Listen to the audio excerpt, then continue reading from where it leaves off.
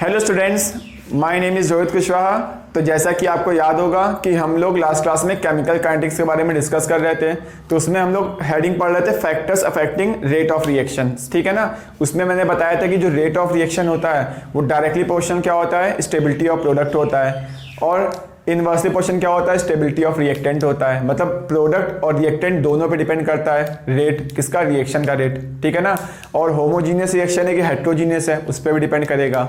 Reaction gas face में हो रही है कि लिक्विड फेस में कि सॉलिड फेस में, उस पर भी डिपेंड करेगा। नेचर ऑफ बॉन्ड्स पे भी डिपेंड करेगा और नंबर ऑफ बॉन्ड्स पे भी डिपेंड करेगा। ठीक है ना। अब ऐसे देखो, मैं नेक्स्ट पढ़ने वाला बताने वाला हूँ कि नेक्स्ट जो रेट ऑफ रिएक्शन होता है वो नेक्स्ट किस पे डिपेंड करेगा, कंसंट्रेशन पे डिपेंड करेगा। ठीक है ना। अब इसके नेक्स्ट देखो, इसी को हम लोग कम से कम 4 से 5 लेक्चर यही पढ़ने वाले हैं, उससे भी ज़्यादा भी हो सकता है। फिर उसके बाद मैं बताऊंगा टेम्परेचर में कैसे डिपेंड करता है, कैटलिस्ट पे कैसे डिपेंड करता है, वो हम लोग बाद में डिस्कस करेंगे जब ये कंप्लीट हो जाएगा। तो उसको कंप्लीट करने में कम से कम 4 से 5 लेक्चर लगने वाले हैं, उससे ज़्यादा भी लग सकते हैं। ठीक है ना। और ये सबसे ज़्यादा इंपॉर्टेंट भी है, एग्जाम में यहीं से सबसे ज़्यादा क्वेश्चन आते हैं। तो रेट जो होता है वो कंसंट्रेशन पे डिपेंड करता है। अब कंसंट्रेशन में सिंपल फॉर्म में भी डिपेंड करता है, बड़े कॉम्प्लेक्स मैनर में भी डिपेंड करता है। तो हम लोगों को इस चैप्टर में सिर्फ सिंपल फॉर्म पढ़नी है, ज़्यादा कॉम्प्लेक्स फॉर्म नहीं पढ़नी है। क्या मेरी बात समझ में आ रही है आप लोगों को? तो वही देखो लिखा हुआ है, rate of reaction is found to be dependent on concentration is a very complicated manner. तो बहुत ही कॉम्प्लिकेटेड फॉर्म में भी होता है और सिंपल फॉर्म में भी होता है। ठीक है ना। लेकिन and their dependency also changes with progress of reaction. जैसे जैसे रिएक्शन प्रोग्रेस होती है वैसे वैसे भी चेंज करता है। ठीक है ना। But in this topic we are going to study the simplest kind of dependency of rate on concentration. तो इस चैप्टर में हम लोग बहुत ही सिंपल फॉर्म के बारे में डिस्कस करने वाले हैं। अब सिंपल फॉर्म मतलब क्या होगा? सिंपल फॉर्म मतलब ये है कि जो रेट होगा, ठीक है ना, वो सिंपल बस डायरेक्टली प्रोपोर्शनल क्या होगा, कंसंट्रेशन होगा। ठीक है। और इसकी पावर क्या होगा, ऑर्डर। अब रेट ऐसे भी डिपेंड करता है, रेट डायरेक्टली प्रोपोर्शनल होगा C1 concentration divide by 1 plus K1 by K2 C2। बहुत ही कॉम्प्लिकेटेड भी होता है, लेकिन हम लोगों को इस चैप्टर में बहुत ही सिंपल फॉर्म पढ़नी है। तो ये आपको ऐसे याद रखना है कि रेट डायरेक्टली प्रोपोर्शनल क्या होगा, कंसंट्रेशन की पावर ऑर्डर होगा। क्या मेरी बात को आप समझ पा रहे हो? ठीक है। अब यहां पर जो कंसंट्रेशन होगी वो किसकी होगी? तो यहां पर जो कंसंट्रेशन है उसकी जगह तो क्या क्या आ सकता है, यहां पर कंसंट्रेशन ऑफ रिएक्टेंट भी लिख सकते हो आप। ठीक है ना। यहां पर आप कंसंट्रेशन ऑफ प्रोडक्ट भी आ सकता है। यहां पर जो आ सकता है वो कंसंट्रेशन ऑफ रिएक्टेंट हो गया, प्रोडक्ट हो गया एंड कैटलिस्ट भी हो गया। ठीक है ना। और बट लेकिन यहां पे 3 चीजें यहां पर आ सकती है, बट एक चीज कभी भी नहीं आती, वो आपको याद रखनी है। कौन सी? कभी भी यहां पर रिएक्शन इंटरमीडिएट कभी भी नहीं आता। क्या मेरी बात समझ रहे हो? इस चैप्टर में क्या पढ़ने वाले हो, बहुत ही सिंपल फॉर्म की रेट डायरेक्टली प्रोपोर्शनल क्या होता है, कंसंट्रेशन की पावर ऑर्डर। अब कंसंट्रेशन यहां पर कंसंट्रेशन ऑफ रिएक्टेंट भी हो सकता है, प्रोडक्ट भी होता है, कैटलिस्ट भी होता है, लेकिन रिएक्शन इंटरमीडिएट कभी भी नहीं आता रेट के एक्सप्रेशन में। तो रेट के एक्सप्रेशन में कभी भी रिएक्शन इंटरमीडिएट नहीं आता, ये बात नोट कर लो। क्लियर है? यानी जो रेट होता है वो कंसंट्रेशन ऑफ रिएक्टेंट पे भी डिपेंड कर सकता है, प्रोडक्ट पे भी कर सकता है, कैटलिस्ट पर भी कर सकता है। लेकिन हम लोगों को क्या पढ़ना है, हम लोगों को देखो हो तो इन तीनों में, ये तो कभी नहीं होता है, तो इसलिए मैंने इसको रफ कर दिया। अब ये तीनों हो सकते हैं, उनमें भी इस चैप्टर में क्या पढ़ना है हम लोगों को, सिर्फ और सिर्फ कंसंट्रेशन ऑफ रिएक्टेंट के बारे में डिस्कस करना है। ठीक है ना। इन दोनों के बारे में भी डिस्कस नहीं करना है। यानी मुझे ऐसे क्वेश्चन ही मिलेंगे पूरे चैप्टर में कि जिसमें सिर्फ और सिर्फ रेट किस पे डिपेंड करेगा, कंसंट्रेशन ऑफ रिएक्टेंट पे डिपेंड करेगा। क्या मेरी बात समझ में आ रही है आप लोगों को? तो यानी यहां पर आपको क्या करना है, लिखना क्या है, रेट जो होगा वो डायरेक्टली प्रोपोर्शनल होगा कंसंट्रेशन किसकी, सिर्फ हम लोग को ऐसे क्वेश्चन मिलेंगे रिएक्टेंट वाले, कंसंट्रेशन ऑफ रिएक्टेंट की पावर ऑर्डर। क्या मेरी बात समझ में आई आप लोगों को? ठीक है। यानी यहां पर एक प्रोपोर्शनलिटी का साइन हटाओगे तो क्या होगा, यहां पे कांस्टेंट आएगा, तो रेट क्या होगा, इक्वल टू के, एक मैंने कांस्टेंट रख दिया, यहां पर क्या होगा, कंसंट्रेशन ऑफ रिएक्टेंट की पावर ऑर्डर। ठीक है बच्चों, तो ये मैंने यहां तक लिख लिया। अब देखो, अब यहां पर क्या होगा, कंसंट्रेशन ऑफ रिएक्टेंट की पावर ऑर्डर। अब कंसंट्रेशन यहां पर कंसंट्रेशन ऑफ रिएक्टेंट की पावर ऑर्डर। ठीक है बच्चों, तो ये मैंने यहां तक लिख लिया। अब देखो, अब यहां पर क्या होगा, कंसंट्रेशन ऑफ रिएक्टेंट की पावर ऑर्डर। ठीक है बच्चों, तो ये मैंने यहां तक लिख लिया।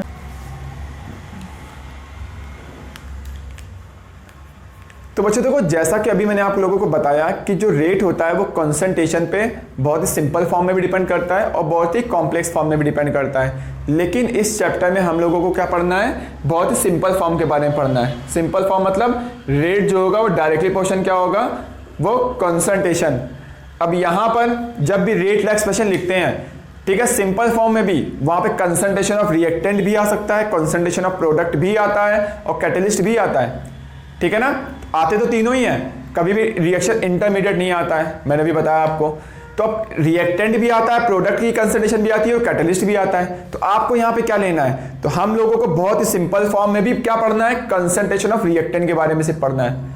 आई बात समझ में। तो आप यहाँ पे क्या लिखोगे, हमेशा कंसंट्रेशन ऑफ रिएक्टेंट लिखोगे। ये मैं बार बार बता रहा हूं, आपको याद रखना है, ठीक है ना, कि पावर क्या हो जाएगा, यहां पर ऑर्डर हो जाएगा, ठीक है। तो अभी जस्ट मैंने आपको बताया कि यहां पे प्रोपोर्शनलिटी का कांस्टेंट हटाओगे, यहां पे साइन हटाओगे तो क्या होगा, रेट कांस्टेंट आएगा। तो लिख दिया कंसंट्रेशन ऑफ रिएक्टेंट की पावर ऑर्डर हो गया, ठीक है। और इस इक्वेशन को जो लॉ, ठीक है ना, इसको हम लोग क्या बोलते हैं, इसको बोलते हैं RLE। RLE मतलब क्या होता है, रेट लॉ एक्सप्रेशन होता है। क्या मेरी बात समझ में आ रही है। तो मैं शॉर्ट फॉर्म में RLE टर्म बार बार यूज करूंगा, RLE मतलब, ठीक है।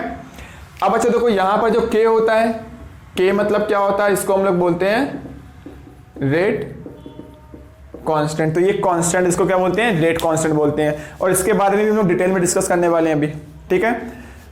और ये तो आपको पता चल गया कंसंट्रेशन है, मोल पर लीटर में होगा। अब देखो ये ऑर्डर, अब मैं ऑर्डर के बारे में बताता हूं। तो बच्चों जो ऑर्डर होता है ना, किसी भी रिएक्शन का जो ऑर्डर होता है उसको हम लोग कैसे निकालते हैं, हमेशा एक्सपेरिमेंट से निकालते हैं।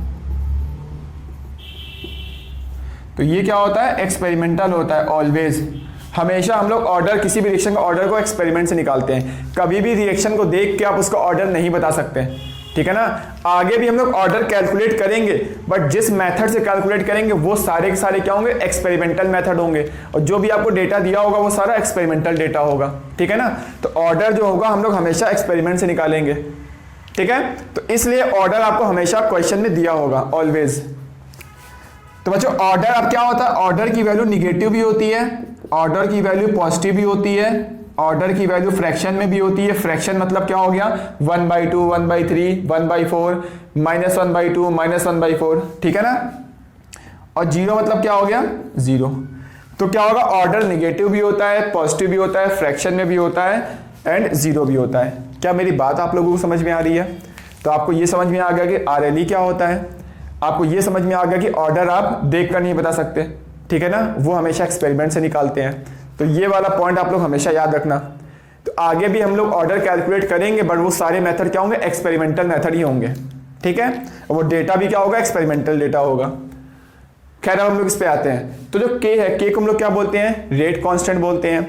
और जो रेट कांस्टेंट होता है, अब आपसे पूछा जाएगा कि रेट कांस्टेंट किस पे डिपेंड करता है। तो जो रेट कांस्टेंट होता है वो किस पे डिपेंड करता है, कैटलिस्ट पे डिपेंड करता है, एंड किस पे डिपेंड करता है, टेम्परेचर पे डिपेंड करता है, ठीक है ना। अब ये कैसे डिपेंड करता है, क्वेश्चन ये है।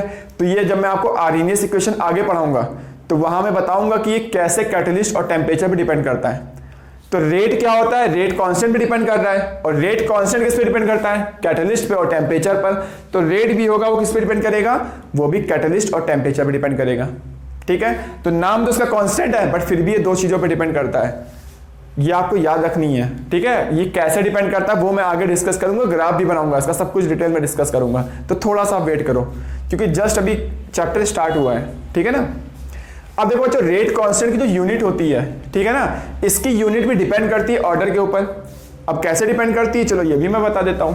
तो बच्चों यहाँ पर देखो क्या लिखा हुआ है, यहाँ पे लिखा हुआ है rate equal to rate constant, और यहाँ पे कंसंट्रेशन है। तो मैंने सिर्फ कंसंट्रेशन लिखा है, तो समझ जाओ कि कंसंट्रेशन रिएक्टेंट है, ठीक है, वो भी रिएक्टेंट ही कंसंट्रेशन है। अब यहाँ पे ऑर्डर, अब ऑर्डर कोई भी ऑर्डर रिएक्शन हो सकती है, क्योंकि ऑर्डर तो कुछ भी हो सकता है।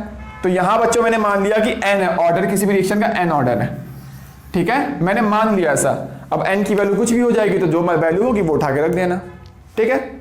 तो बच्चों देखो यहाँ से रेट कांस्टेंट की वैल्यू क्या आएगी, देखो रेट कांस्टेंट इक्वल टू क्या आएगा, rate divide by concentration of reactant की पावर n आ जाएगी, ठीक है। अब बच्चों आप याद करो रेट क्या होता है, रेट याद है, रेट हम लोग निकालते हैं अगर reaction in terms of concentration है तो रेट कैसे निकालोगे, change in concentration with respect to time, पढ़ा था हम लोगों ने फर्स्ट क्लास में, ये आज आपकी सेकंड क्लास है, ठीक है। तो यानी इसकी यूनिट अगर मैं बात करूं यूनिट क्या होगी, तो इसकी यूनिट देखो क्या होगी, ये जो रेट होता है change in concentration with respect to time होता है, यानी कंसंट्रेशन, ठीक है ना, कंसंट्रेशन तो मैं लिख देता हूं पूरा, इसको भी लिख देता हूं मोल पर लीटर होगा, तो चाहे तो आप कंसंट्रेशन ही लिख दो, तो चलो मैं पहले कंसंट्रेशन लिखता हूं, ये कंसंट्रेशन पर यूनिट टाइम हो जाएगा, क्योंकि ये क्या होगा, ये है कंसंट्रेशन की पावर n, ऑर्डर मतलब पावर n, ठीक है। इसी को आप सॉल्व करोगे तो यहां पे क्या होगा, यहां पर आएगा कंसंट्रेशन की पावर 1 माइनस n और टाइम इनवर्स, ठीक है। यानी k की जो यूनिट होगी वो किस पे डिपेंड करेगी, ऑर्डर के ऊपर डिपेंड करेगी, यानी हर ऑर्डर रिएक्शन के रेट कांस्टेंट की यूनिट भी क्या होगी, अलग अलग होगी। यानी इसका मतलब आप कौन सी ऑर्डर रिएक्शन है आप k की यूनिट से पहचान सकते हो। अगर आपको k की वैल्यू दी है, क्योंकि k कांस्टेंट है हमेशा वैल्यू दी होगी, और अगर वैल्यू दी है तो यूनिट भी दी होगी, और अगर यूनिट दी है तो आप इससे कंपेयर करके पहचान सकते हो कौन सी ऑर्डर रिएक्शन है, ठीक है। तो मैं भी आपको इसको एग्जांपल भी इसके ऊपर एक कराऊंगा। तो बच्चों देखो यहां पर ये वैल्यू आ गई, अब देखो मैं इस वाले पार्ट को रफ करता हूं पहले, तो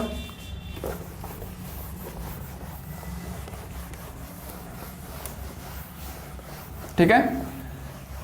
तो बच्चों देखो यहां पर क्या होगा, इसी को देखो मैंने k लिखा, तो जो k लिखा हुआ है रेट कांस्टेंट वो लिखा हुआ है कंसंट्रेशन की पावर 1 माइनस n है देखो, और ये क्या है टाइम इनवर्स है। अब टाइम आपके इसमें होगा, टाइम सेकंड में भी हो सकता है, मिनट में भी हो सकता है, ठीक है, डिपेंड करेगा क्वेश्चन में क्या दिया हुआ है। तो यानी अब इसको कंसंट्रेशन को मोल पर लीटर भी लिख सकते हो, तो यूनिट ये भी होगी, मोल को mol लिखते हैं, इसकी यूनिट का मोल पर लीटर की पावर क्या हो गया 1 माइनस n और टाइम इनवर्स हो गया, ठीक है। तो ये किसकी हो गई, ये यूनिट हो गई, यूनिट ऑफ k मतलब रेट कांस्टेंट। क्या मेरी बात आप लोगों को समझ में आ रही है, ठीक है ना। तो आप लोग क्या करो, इसको जल्दी से नोट कर लीजिए, मैं इसके बाद आपको डिस्कस करता हूं आगे। तो बच्चों देखो नेक्स्ट मैं आपको बताना चाहता हूं कि ये k की डेफिनेशन क्या होती है। देखो k is also defined as rate, k को रेट भी बोलते हैं, कैसे देखो मैं आपको समझाता हूं। जैसे देखो बच्चों मैंने आपको बताया रेट इक्वल टू क्या होता है, रेट कांस्टेंट होता है, और कंसंट्रेशन ऑफ रिएक्टेंट की पावर क्या होता है, ऑर्डर होता है, ठीक है। और मैंने क्या मान लिया कि मान लो nth ऑर्डर रिएक्शन है, तो मैंने यहां पर क्या कर लिया, उसको n मान लिया, तो ये होता है एक्सप्रेशन हो गया, ठीक है, रेट का। अब बच्चों मैंने क्या किया, उसको बोला कि कंसंट्रेशन जो भी है जितने भी, इसको बोलते हैं RLE, means rate law expression. तो रेट लॉ एक्सप्रेशन में जितने भी टर्म आ रहे हैं, ठीक है ना, सबकी कंसंट्रेशन को तुम 1 मान लो, ये बोल रहा है। अगर तुम यहां सबकी कंसंट्रेशन को 1 मानोगे तो 1 की पावर तुम कितना भी कर दो वो हमेशा कितना रहेगा, 1 ही रहेगा। यानी यहां पर अगर तुम सबकी कंसंट्रेशन 1 करोगे तो R इक्वल टू क्या आ जाएगा, K आ जाएगा, ठीक है ना। तो R इक्वल टू K कब आएगा, इफ कंसंट्रेशन इक्वल टू क्या होगा, 1 होगा। तो वही देखो लिखा हुआ, यानी रेट कांस्टेंट को भी रेट बोलते हैं, बट कब का रेट बोलते हैं, जब सबकी तुम कंसंट्रेशन रेट लॉ एक्सप्रेशन में कितनी लिख दो, 1 कर दो। तो वही लिखा हुआ, k is also defined as rate of reaction when concentration of each and every species involved in RLE is unity. Unity मतलब क्या हो गया, यहां पे बात कर रहा है 1 की बात कर रहा है। क्या मेरी बात को समझ पा रहे हो आप लोग, ठीक है। अब इसीलिए देखो रेट कांस्टेंट भी एक रेट होता है ना, देखो रेट कांस्टेंट भी क्या होता है, रेट होता है, इसलिए रेट कांस्टेंट को ये भी बोलते हैं स्पेसिफिक रिएक्शन रेट, ठीक है ना। तो रेट कांस्टेंट को क्या बोलते हैं, स्पेसिफिक रिएक्शन रेट भी बोलते हैं, क्योंकि रेट कांस्टेंट एक टाइप का रेट भी है, बट कब का रेट है, जब रेट लॉ एक्सप्रेशन में जितने भी टर्म आ रहे हैं सबकी कंसंट्रेशन कितनी कर दो, 1 कर दो। मैं मान के चल रहा हूं कि आपको ये वाली बात समझ में आ गई है जो मैंने ऊपर लिखा हुआ है, ठीक है। अब देखो एक क्वेश्चन दिया हुआ है, इसको भी सॉल्व करते हैं। For a particular reaction the value of rate constant, rate constant की आपको वैल्यू क्वेश्चन में गिवन है, ठीक है, जैसा कि आपको दिख रहा होगा। तो मैं लिख लेता हूं, रेट कांस्टेंट की वैल्यू है 3 × 10 की पावर -3, ये लिखा हुआ है लीटर स्क्वायर मोल की पावर -2, ठीक है। तो मैं इसको लिख देता हूं मोल पर लीटर की पावर -2 और सेकंड इनवर्स लिखा हुआ है। ठीक है, अब इसको देखो मैं रीअरेंज करता हूं। इसको देखो यहाँ पर रेट कांस्टेंट की वैल्यू क्या होती है, यूनिट क्या थी याद करो। रेट कांस्टेंट की यूनिट होती है मोल पर लीटर की power 1 minus n time inverse, और टाइम किस में दिया हुआ है, सेकंड में। ठीक है, या फिर आप तुम ये भी लिख सकते हो, यहां पे क्या था, टाइम इनवर्स था। तो टाइम मैंने बताया था कि मिनट और सेकंड दोनों में ले सकते हो, तो यहां सेकंड में दिया हुआ है। अब इससे मैच करो, ये टर्म इक्वल टू क्या दिया हुआ है, देखो ये टर्म दिया हुआ है। अब आपसे n की वैल्यू पूछ रहा है, देखो यहाँ पर ऑर्डर ऑफ रिएक्शन पूछ रहा है, मतलब n की वैल्यू पूछ रहा है, यानी ये दोनों वैल्यू अगर यूनिट से कंपेयर करो तो यहाँ पे क्या दिख रहा है, 1 माइनस एन इक्वल टू -2 है। ठीक है, तो 1 इक्वल टू क्या होगा, n-2 होगा, तो n इक्वल टू कितना होगा, 3 आ जाएगा। और n इक्वल टू 3 मतलब ये होगा कि रिएक्शन कौन सी है, थर्ड ऑर्डर रिएक्शन है। तो देखो k की यूनिट से मैंने निकाल दिया कि कौन सी ऑर्डर रिएक्शन है। क्या मेरी बात समझ में आ रही है आप लोगों को? अगर आपको अभी भी इसमें कोई डाउट है तो प्लीज़ कमेंट करके जरूर पूछना, ठीक है ना। तो आप जल्दी से इसको नोट कर लीजिए।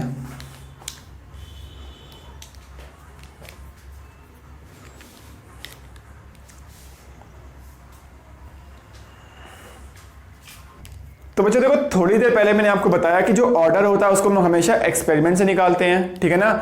ऑर्डर कभी भी आप देखकर नहीं बता सकते, और आगे हम लोग ऑर्डर कैलकुलेट भी करेंगे। तो फिर आप बोलोगे सर आप हम लोग कैलकुलेट तो कर ही नहीं सकते हैं, तो मैं आपको बार बार बोल रहा हूँ कि मैं आगे चल के कैलकुलेट भी करूंगा। तो मैं फिर से बता देता हूँ आपको कि जो हम लोग आगे चल के कैलकुलेट करेंगे इस चैप्टर के लास्ट में ऑर्डर, वो हम लोग जो भी कैलकुलेट करेंगे वो एक्सपेरिमेंटल डेटा दिया होगा। तो जो भी हम लोग मेथड मैं बताऊंगा आपको ऑर्डर कैलकुलेट करने के, वो सारे एक्सपेरिमेंटल मेथड होंगे। ठीक है, तो ऑर्डर कभी भी आप देखकर नहीं बता सकते, इसको हम लोग हमेशा एक्सपेरिमेंट से ही निकालते हैं। और एक क्वेश्चन कि अगर मान लो कोई रिएक्शन दी है तो उसका ऑर्डर फिक्स होगा। ठीक है, जैसे मान लो मैंने एक रिएक्शन दे दी कि मान लो A प्लस बी प्लस सी, और गिव्स यहाँ क्या लिखा हुआ है, यहाँ पे प्रोडक्ट लिखा हुआ है। मैंने बताओ बच्चों इसमें इस रिएक्शन का ऑर्डर क्या होगा। तो जैसे मैंने पूछा कि देखो यहाँ बताओ बच्चों, देखो मैंने मान लिया कि एक देखो जो रेट होगा वो कंसंट्रेशन ऑफ रिएक्टेंट भी डिपेंड करेगा। तो यहाँ पे कितने 3 रिएक्टेंट है, ठीक है ना। अब ए का ऑर्डर, बी का ऑर्डर, सी का ऑर्डर आप देखकर नहीं बता सकते, तो आपको ये हमेशा क्या होगा, क्वेश्चन में दिया होगा। तो मैं मान लेता हूं कि जो ए का है, देखो ध्यान से देखो, तो मैंने यहां पे माना हुआ है कि order with respect to A कितना दिया हुआ है, ये एक्स दिया हुआ है। Order with respect to B कितना दिया हुआ है, ये वाई मान लिया। Order with respect to C कितना दिया हुआ है, ये मैंने जेड मान लिया। क्या मेरी बात समझ में आ रही है आप लोगों को? चलो फिर ठीक है, यानी मैं बोलूं कि यहां पर जो रेट होता है, रेट क्या होता है, डायरेक्टली प्रोपोर्शनल होता है कंसंट्रेशन ऑफ रिएक्टेंट की पावर क्या हो जाएगा, ऑर्डर हो जाएगा। ठीक है, तो यहां पर देखो, यहां पर एक ऑर्डर क्या है, एक्स है, यानी रेट जो होगा वो कंसंट्रेशन ऑफ ए की ऑर्डर एक्स पे डिपेंड करेगा। वैसे जो रेट होगा वो कंसंट्रेशन ऑफ ऑर्डर बी के भी डायरेक्टली प्रोपोर्शनल होगा। अब बी का ऑर्डर वाई है तो मैंने वाई लिख दिया। वैसे जो रेट होगा वो कंसंट्रेशन ऑफ सी की ऑर्डर जेड पे भी डिपेंड करेगा। ठीक है, क्यों एक्स वाई जेड आ रहा है, क्योंकि यहां पर ए का ऑर्डर एक्स दिया है, बी का ऑर्डर वाई है और सी का ऑर्डर जेड दिया हुआ है। आपको मेरी बात समझ में आ रही होगी।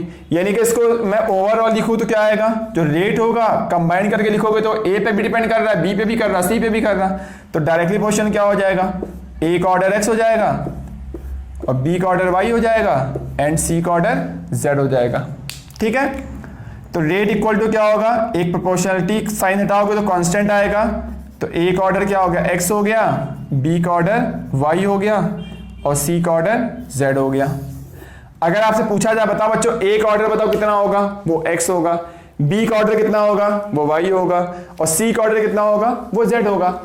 बट अगर आपसे पूछ लिया जाए कि बताओ बच्चों ओवरऑल ऑर्डर कितना होगा, यानी कि मैं पूछूं आपसे ऑर्डर ऑफ रिएक्शन कितना होगा, तो ओवरऑल ऑर्डर मतलब इन सबको जितने भी रेट वाला एक्सप्रेशन में जितने भी टर्म आ रहे हैं, ठीक है ना, उनमें सबका ऑर्डर को सम कर दो तो उसको बोलते हैं ऑर्डर ऑफ रिएक्शन। तो यहां पे कितना आ रहा है, देखो यहां पर x है और ये y है और ये z है, तो ओवरऑल रिएक्शन का ऑर्डर कितना होगा, x plus y plus z होगा। ठीक है, अब ये वाली वैल्यू निगेटिव आएगी कि पॉजिटिव होगी कि जीरो होगी, तो ये वैल्यू निगेटिव भी हो सकती है। मैं फिर से बार बार बता रहा हूं आपको, ऑर्डर ऑफ रिएक्शन निगेटिव भी हो सकता है, पॉजिटिव भी हो सकता है, फ्रैक्शन में भी हो सकता है एंड जीरो भी हो सकता है। सेम वैसे ही x की वैल्यू भी पॉजिटिव भी हो सकती है, निगेटिव भी हो सकती है, जीरो भी हो सकती है। सेम ऐसे y भी हो सकता है और z भी पॉजिटिव, निगेटिव, जीरो, फ्रैक्शन कुछ भी हो सकता है। ठीक है ना। तो ऐसे बच्चों हम लोग ऑर्डर ऑफ रिएक्शन निकालते हैं। अब बच्चों का मैंने पूछा कि इसी रिएक्शन में अगर मान लो मैंने 2 का मल्टीप्लाई कर दिया तो क्या बताओ A का ऑर्डर चेंज होगा या B का ऑर्डर चेंज होगा या C का ऑर्डर चेंज होगा? नहीं, कभी भी ऑर्डर हम लोग हमेशा एक्सपेरिमेंट से हमेशा निकालते हैं और कोई भी रिएक्शन अगर तुम मल्टीप्लाई कर दोगे तो ऑर्डर ऑफ रिएक्शन कभी भी चेंज नहीं होगा। ठीक है, तो वही मैंने देखो लिखा हुआ है, changing the coefficient of the reaction does not affect the order of reaction, यानी इस पे भी इफेक्ट नहीं होगा और इंडिविजुअल ऑर्डर पे भी इफेक्ट नहीं होगा। ठीक है ना। तो आप लोग क्या करो, इसको जल्दी से नोट कर लो, फिर मैं इसके बाद में डिस्कस करता हूं।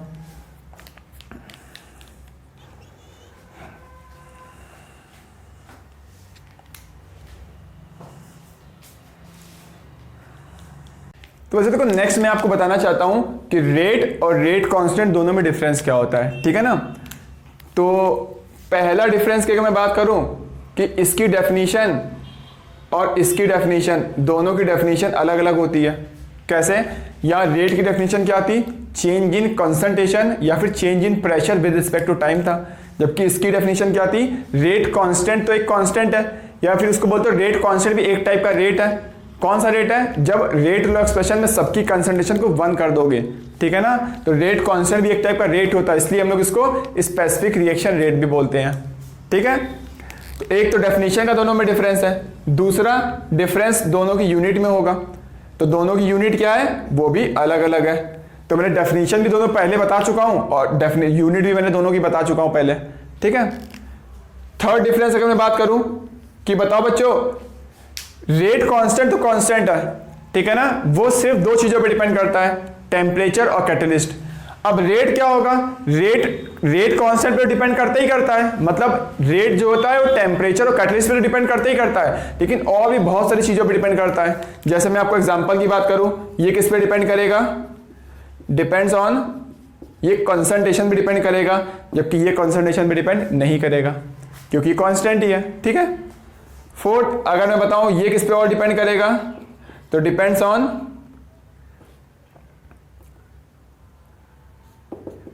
टाइम, जबकि ये क्या होगा? ये टाइम पे भी डिपेंड नहीं करेगा।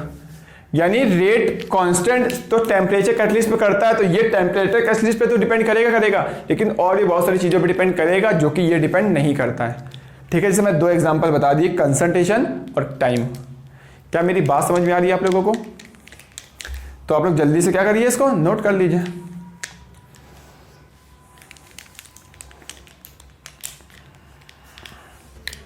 तो बच्चों देखो, मैं एक बहुत ही अच्छा सा क्वेश्चन लिखा है मैंने। ठीक है ना। इसको हम लोग सॉल्व करते हैं। तो क्वेश्चन क्या है? आपको रिएक्शन दी है कि 2A + B ये कंबाइन करके एक प्रोडक्ट बना रहा है। ठीक है ना। अब देखो, मैंने बोला था ऑर्डर हमेशा आपको क्वेश्चन में दिया होगा, क्योंकि इसको हम लोग एक्सपेरिमेंट से कैलकुलेट करते हैं। तो order with respect to A कितना दिया है? 2 दिया हुआ है, और order with respect to B कितना दिया है? -1 दिया हुआ है। अब बोल रहा है कि calculate order of reaction calculate करना है। तो बच्चों यहाँ पर देखो, जैसा कि आपको रिएक्शन दिख रही है, अगर आपको रिएक्शन दिख रही है तो आप यहाँ क्या लिख सकते हो कि जो रेट होगा वो डायरेक्टली पोर्शन क्या होगा? कंसंट्रेशन की पावर ऑर्डर होगा। तो मैं देखो यहाँ डायरेक्ट लिख देता हूँ कि रेट इक्वल टू RLE क्या होता है? Rate equal to rate constant, और कंसंट्रेशन किसका? रिएक्टेंट क्या है यहाँ पर? A और B रिएक्टेंट है। कोफिशिएंट मत देखो, यहाँ पर 2 और 1 कोफिशिएंट है, उसको भूल जाओ भी। तो रिएक्टेंट क्या है? A और B है, तो मैंने A को लिख दिया और B को लिख दिया। अब A B के पावर में क्या आएगा? ऑर्डर आएगा। तो यहाँ पर A का ऑर्डर कितना दिया है? 2 दिया है, तो मैंने 2 लिख दिया। B का ऑर्डर कितना है? -1, तो मैंने इसको -1 लिख दिया। तो इसको हम लोग क्या बोलते हैं? इसको बोलते हैं रेट लॉ एक्सप्रेशन, यानी RLE बोलते हैं, जो कि पूछा गया कि राइट RLE। अब बोला कि ऑर्डर ऑफ रिएक्शन निकालो। तो ऑर्डर ऑफ रिएक्शन देखो क्या होगा? तो यहां पे ऑर्डर ऑफ रिएक्शन मैंने जस्ट थोड़ी देर पहले बताया था। कैसे निकालोगे? जितने भी RLE में जितने भी ऑर्डर आ रहे हैं सबको ऐड कर दो। तो कितना आएगा? ये 2 है और ये -1 है, यानी इक्वल टू कितना हो गया? 1। यानी क्या हो गई? फर्स्ट ऑर्डर रिएक्शन हो गई। क्या मेरी बात समझ में आई? तो फर्स्ट क्वेश्चन भी सॉल्व हो गया, सेकंड वाला पार्ट भी सॉल्व हो गया। अब इसी का थर्ड पार्ट क्या पूछ रहा है? What will be the effect on rate if concentration of A is double? अगर A की कंसंट्रेशन को डबल कर देंगे तो रेट पे इफेक्ट क्या होगा? अच्छा बताओ बच्चों, रेट जो होता है वो कंसंट्रेशन में डिपेंड करता है? हाँ करता है, मैंने बताया था, ठीक है ना। तो कंसंट्रेशन ए को डबल करोगे तो क्या होगा, रेट में चेंज होगा। अब चेंज कितना होगा वो देखना है हम लोगों को। चलो ठीक है, देख लेते हैं। तो मैं इस पार्ट को पहले रफ कर दूं। अब देखो बच्चों, यहां पर जो हम लोग का RLE आया है वो कितना आया है, rate equal to rate constant, और कंसंट्रेशन की पावर क्या है, यहाँ पर 2 था और इसका ऑर्डर कितना था, ये -1 था, ठीक है।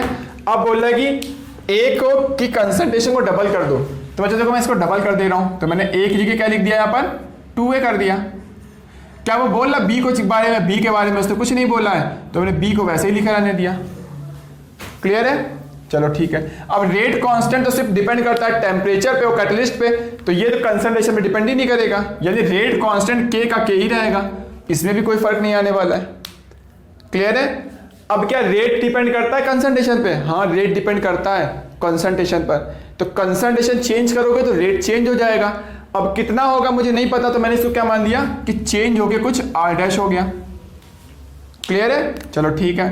तो R' इक्वल टू क्या होगा, ये K हो गया। अब देखो यहां से बच्चों ने 2 से बाहर निकाल दिया, 2 बाहर निकालोगे 2 की पावर 2 मतलब 4 आ जाएगा, तो मैंने 4 लिख दिया, और ये A हो गया और ये B हो गया, ठीक है।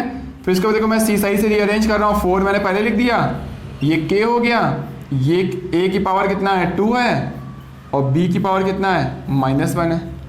अब देखो बच्चों ये वाला टर्म क्या लिखा हुआ है, देखो ये वाला टर्म यही लिखा हुआ है, देखो R equal to KA² B की पावर -1, तो क्या मैं लिख सकता हूँ R' इक्वल टू क्या होगा 4R हो जाएगा।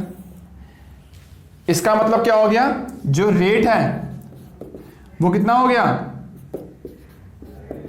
वो 4 टाइम्स इंक्रीज कर गया। क्या मेरी बात को समझ पा रहे हो आप लोग? यानी अगर आप कंसंट्रेशन ऑफ ए को डबल करोगे तो रेट क्या होगा, 4 टाइम्स इंक्रीज कर जाएगा। तो इस टाइप से आपसे क्वेश्चन पूछे जाएंगे, बोर्ड में भी पूछे जाएंगे, नीट में भी पूछे जाएंगे, और IIT JEE में भी पूछे जाएंगे। IIT JEE में इतने सिंपल तो नहीं आएंगे, थोड़े बहुत कॉम्प्लेक्स आते हैं, तो सिंपल से स्टार्टिंग करेंगे हम लोग, फिर कॉम्प्लेक्स में भी जाएंगे हम लोग, ठीक है ना। तो आप जल्दी से नोट करिए इसको।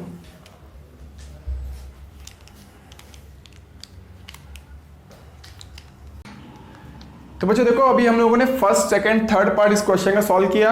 अब इसमें देखो फोर्थ और फिफ्थ पार्ट 2 और दिए हुए हैं, तो देखो इन दोनों को भी हम लोग सॉल्व करते हैं, ठीक है ना। तो आप लोग पहले क्वेश्चन पढ़ लो,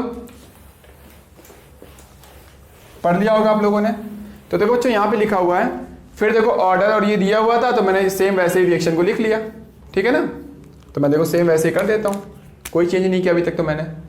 अब फोर्थ क्वेश्चन बोल रहा है effect on rate if concentration B को रिड्यूस कर दिया गया, कितना कर दिया गया, रिड्यूस टू 1/3। क्या मेरी बात समझ में आ रही है आप लोगों को? तो इसको 1/3 तक मुझे बी की कंसंट्रेशन को रिड्यूस करना है, तो देखो कैसे करोगे, तो इसको रिड्यूस 1/3 तक करोगे, यानी पहले बी था, अब कितना हो जाएगा, b/3 हो जाएगा। मेरी बात समझ में आ रही है? ए को क्या चेंज किया गया है, ए के बारे में से कोई इंफॉर्मेशन नहीं दी है, तो ए को मैंने वैसे ही रख दिया, कोई इंफॉर्मेशन नहीं दी है मतलब वो चेंज ही नहीं हो रहा है, ठीक है। क्या रेट कांस्टेंट कंसंट्रेशन पर डिपेंड करेगा? नहीं, वो सिर्फ किस पर डिपेंड करता है, टेम्परेचर और कैटलिस्ट पर। तो टेम्परेचर के बारे में भी नहीं बताया गया, मतलब वो चेंज नहीं हो रहा है, और ना ही कैटलिस्ट के बारे में बोला गया, ठीक है। अब रेट क्या कंसंट्रेशन पर डिपेंड करता है? हाँ रेट डिपेंड करता है। तो क्या होगा यहाँ पर देखो बच्चों, यहाँ पर रेट चेंज होके R' हो जाएगा, मैंने R' मान लिया। अब कितना होगा वो वैल्यू निकाल लेते हैं हम लोग। अब देखो बच्चों, अब ऑर्डर का कंसंट्रेशन पे डिपेंड करेगी, ऑर्डर भी कंसंट्रेशन पे डिपेंड नहीं करती, मैंने बताया था, ये हमेशा एक्सपेरिमेंट से हम लोग निकालते हैं, ठीक है ना। तो बच्चों देखो इसको सॉल्व करते हैं। तो R' इक्वल टू क्या हो गया, ये K आ गया, ये A का पावर 2 है, और ये B की पावर -1 है, और यहाँ 1/3 की पावर -1 है, ठीक है। तो R' इक्वल टू क्या आ गया, K A² हो गया, B की पावर -1, और 1/3 की पावर -1 को क्या करोगे, 3 लिख सकते हो, यानी R' इक्वल टू क्या हो गया, इस वैल्यू को तुम क्या लिख सकते हो, R लिख सकते हो। कैसे, देखो ये वैल्यू देखो सेम ये लिखी हुई है, यानी यहां पर क्या हुआ, अगर तुम B को रिड्यूस करके 1/3 करोगे तो रिएक्शन का जो रेट होगा वो क्या होगा, 3 टाइम्स इंक्रीज कर जाएगा। यानी B को रिड्यूस करोगे 1/3 तक तो रेट क्या होगा, 3 टाइम्स इंक्रीज हो जाएगा। क्या मेरी बात समझ में आ रही है आप लोगों को? तो आप लोग जल्दी से नोट कर लो उसको, हो गया नोट? तो चलो फिर ठीक है। तो चलो हम लोग इस पार्ट को फिर से रफ करते हैं, फिर नेक्स्ट पार्ट सॉल्व करते हैं हम लोग, फोर्थ वाला पार्ट देखो। तो फोर्थ वाले पार्ट में क्या बोल रहा है, what will be the effect on rate if volume of container is double. अगर बताओ बच्चों, कंटेनर के वॉल्यूम को डबल कर दोगे, पढ़ा है हम लोगों ने कब, केमिकल इक्विलिब्रियम में पढ़ा हुआ था। तो वॉल्यूम को डबल करने पे कंसंट्रेशन क्या होती है, हाफ हो जाती है, ठीक है ना। यानी मैं यहाँ लिख देता हूँ कि अगर तुमने वॉल्यूम को क्या किया, डबल किया, इसका मतलब जो कंसंट्रेशन होगी वो क्या होगी, हाफ हो जाएगी। क्यों, क्योंकि कंसंट्रेशन मतलब क्या है यहाँ पर देखो, मोलैरिटी है। कंसंट्रेशन टर्म तो बहुत सारे होते हैं, बट यहाँ पे कंसंट्रेशन क्या है, मोल पर लीटर मतलब मोलैरिटी है। और मोलैरिटी क्या होती है, नंबर ऑफ मोल्स अपॉन क्या होता है, वॉल्यूम ऑफ सोल्यूशन होता है। तो बच्चों देखो यहाँ पर वॉल्यूम को अगर तुम चेंज करोगे, डबल करोगे, तो मोलैरिटी क्या होगी, हाफ हो जाएगी। क्यों, क्योंकि जो मोलैरिटी होती है देखो, वो वॉल्यूम ऑफ सोल्यूशन के इनवर्सली प्रोपोर्शनल होती है। तो वो बोल रहा है कि वॉल्यूम कंटेनर का डबल कर दिया गया, इसको डबल करोगे तो वैल्यू क्या होगी, हाफ हो जाएगी। क्या मेरी बात समझ में आई आप लोगों को? चलो फिर अच्छी बात है, तो मैं इस पार्ट को रब कर देता हूँ। तो मुझे ये समझ में आ गया कंसंट्रेशन क्या होने वाली है, सबकी हाफ होने वाली है। यानी देखो क्या होगा, इसकी कंसंट्रेशन भी कितनी हो जाएगी, a/2 हो जाएगी। इसकी कंसंट्रेशन भी कितनी हो जाएगी, b/2 हो जाएगी। क्या वॉल्यूम चेंज करने पर क्या रेट कांस्टेंट चेंज होगा? नहीं, रेट कांस्टेंट वॉल्यूम पे डिपेंड ही नहीं करता है। अभी भी आपको याद, मैं बता रहा हूँ फिर से कि वो टेम्परेचर और कैटलिस्ट पे करता है सिर्फ। तो ये तो के का के रहेगा। क्या रेट चेंज हो जाएगा? हाँ, क्योंकि वॉल्यूम चेंज करने पे कंसंट्रेशन चेंज होगी और कंसंट्रेशन चेंज करने पर रेट चेंज होगा। तो मैंने इसको R डैश मान लिया। तो R डबल डैश मान लो, चाहे R ट्रिपल डैश मान लो, तुम्हारा जो मन है वो मान लो, चाहे तुम कैपिटल R मान लो, ठीक है ना, तुम्हारा जो मन हो। तो R डैश इक्वल टू क्या होगा, देखो यहाँ पर R K हो गया, इसको मैं लिख सकता हूँ a स्क्वायर, और यहाँ पे क्या कर दिया मैंने, 2 स्क्वायर बाहर लिख दिया, ठीक है। इसको b की पावर मैंने -1 कर दिया और 2 की पावर -1 को मैंने बाहर लिख दिया, ठीक है। तो मैं लिख दिया R डैश इक्वल टू आएगा k a की पावर 2 और b की पावर -1। अब ये कैंसिल हो, क्या बचेगा, सिर्फ 2 बचेगा। तो यहाँ पर डिवाइड बाई क्या बचा, 2 बचा। अब बच्चों देखो यहाँ पे क्या लिख सकते हो आप लोग, R डैश इक्वल टू क्या होगा, ये वैल्यू देखो फिर से ये बन गई, मतलब R डिवाइड बाई 2 हो गया, ठीक है ना। यानी मैं बोल सकता हूँ कि रेट क्या हो गया, अगर तुमने वॉल्यूम चेंज किया तो नया रेट है वो पहले के रेट का क्या हो गया, हाफ हो गया। यानी मैं लिख सकता हूँ कि जो रेट होगा वो 2 टाइम्स डिक्रीज कर गया। तो इसका मतलब समझ लो कि क्या होगा, डिक्रीज कर गया।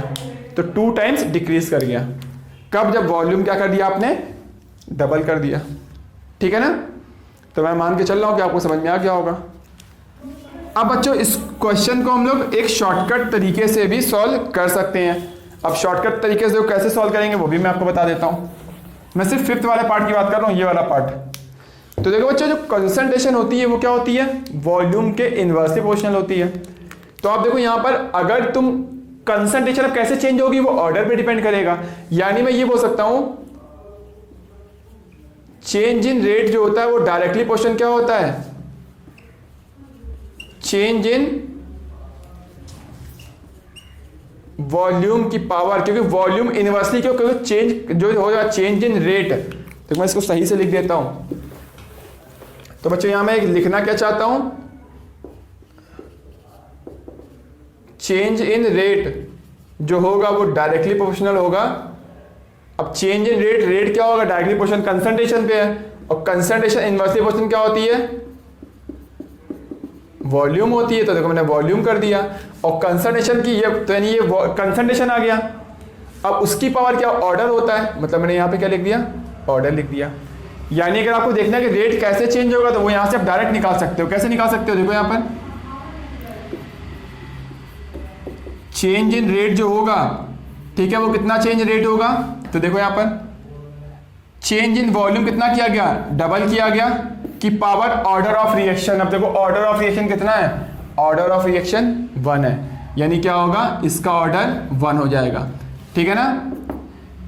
यहाँ चाहो तो इक्वल का साइन लगा दो, ठीक है ना। यानी यहां पर क्या होगा, देखो चेंज इन रेट कितना हो गया, 1/2 हो गया।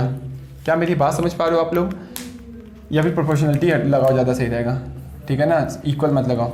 यानी चेंज इन रेट कितना होगा, डायरेक्टली प्रोपोर्शनल 1/2 हो जाएगा। अब चेंज इन रेट मतलब क्या होगा, ये आर बाई आर डैश की बात हो रही है, ठीक है ना, सॉरी चेंज मतलब क्या होगा, आर डैश बाई आर की बात हो रही है।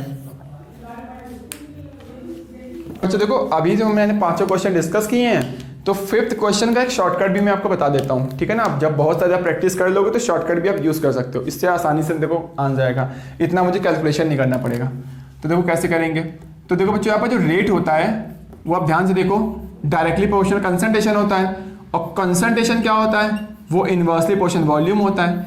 तो रेट डायरेक्टली प्रोपोर्शनल क्या होता है, कंसंट्रेशन की पावर ऑर्डर होता है ना, और ऑर्डर कंसंट्रेशन की मैंने 1 बाई वॉल्यूम कर दिया। क्या मेरी बात समझ पे आ रही है, ठीक है। यानी मैं यहाँ बोल सकता हूँ, ध्यान से देखो, जो रेट होगा इनवर्सली प्रोपोर्शनल 1 बाई वॉल्यूम की पावर ऑर्डर होगा, या फिर मैं ये बोल सकता हूँ चेंज इन रेट क्या होगा, change in rate equal to क्या होगा, 1 बाई वॉल्यूम की पावर क्या होगा, ऑर्डर होगा। अब चेंज इन रेट मतलब क्या होगा, यहां पर क्या किया, यहां पर रेट देखो डायरेक्टली प्रोपोर्शनल है, यानी R1 बाई R2 का रेशियो लोगे तो क्या आएगा, देखो मैं आपको बता देता हूँ, चलो इसको मैं बाद में लिखता हूँ, ठीक है ना, पहले मैं आपको इसको समझा देता हूँ। तो देखो यहाँ पर क्या होगा, रेट क्या होगा, यानी R1 बाई R2 का मैं रेशियो बोलूंगा तो क्या आएगा, वो आएगा V2 बाई V1 की पावर क्या आ जाएगा, ऑर्डर आ जाएगा, ठीक है। अब R1 मतलब क्या हो गया, R1 मतलब पहले वाला रेट है, ठीक है। R2 मतलब क्या हो गया, ये जो न्यू रेट है। तो V1 मतलब क्या होगा, ये पहले वाला वॉल्यूम होगा, और V2 मतलब क्या होगा, ये न्यू वॉल्यूम होगा, कि पावर क्या हो जाएगा, ऑर्डर हो जाएगा। यानी मैं ये बोल सकता हूं कि यहां पर देखो क्या होगा, V कैंसिल हो गया तो 2 की पावर ऑर्डर, यानी क्या हो गया, यहां पे करोगे R बाई 2 की पावर ऑर्डर। अब ऑर्डर कितना है इसका, तो इस रिएक्शन का ऑर्डर देखो कितना दिख रहा है तुम्हें, 1 ऑर्डर दिख रहा है, यानी 2 की पावर 1 आ जाएगा, R डैश इक्वल टू। क्या मेरी बात समझ में आई आप लोगों को। तो देखो यहाँ में देखो यहाँ पे यानी रेट जो हो गया, नया रेट होगा, पहले का रेट का क्या हो जाएगा, हाफ हो जाएगा। क्लियर है, ठीक है। तो यहाँ किसी की पावर 1 मतलब क्या होता है, वही होता है, 2 की पावर मतलब 2 होता है, ठीक है।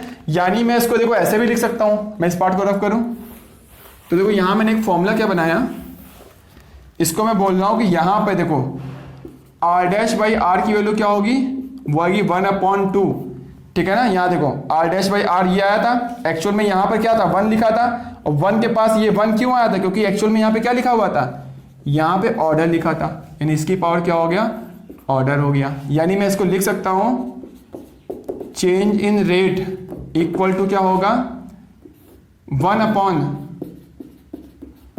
चेंज इन वॉल्यूम की पावर कितना हो जाएगा, ऑर्डर हो जाएगा। तो ये मैंने यहां से क्या किया, एक फॉर्मूला बना लिया, ठीक है ना। अब ये फॉर्मूले को मैं क्या करूंगा, बार बार यूज करूंगा और डायरेक्ट मैं आंसर निकाल दूंगा। बोलेगा चेंज इन रेट बताओ, वॉल्यूम डबल ट्रिपल या 4 टाइम्स कुछ भी कर, जैसे बोलेगा बताओ इसका बताओ। चेंज इन रेट मतलब होगा कि R डैश बाई R की वैल्यू पूछ रहा है, तो यहां रख दिया। अब बोला चेंज इन वॉल्यूम है, तो चेंज इन वॉल्यूम कितना हो रहा है, वॉल्यूम डबल किया तो 2 लिख दो, और ऑर्डर कितना है 1 लिख दो। तो यहाँ पे R डैश इक्वल टू क्या आ गया, R डिवाइड बाई 2 आ गया। क्या मेरी बात समझ में आई आप लोगों को, ठीक है ना। तो आप लोग क्या करो, इसको जल्दी से नोट कर लो, और अगर आपको अभी भी कोई डाउट है तो प्लीज़ कमेंट करके पूछ लेना, ठीक है।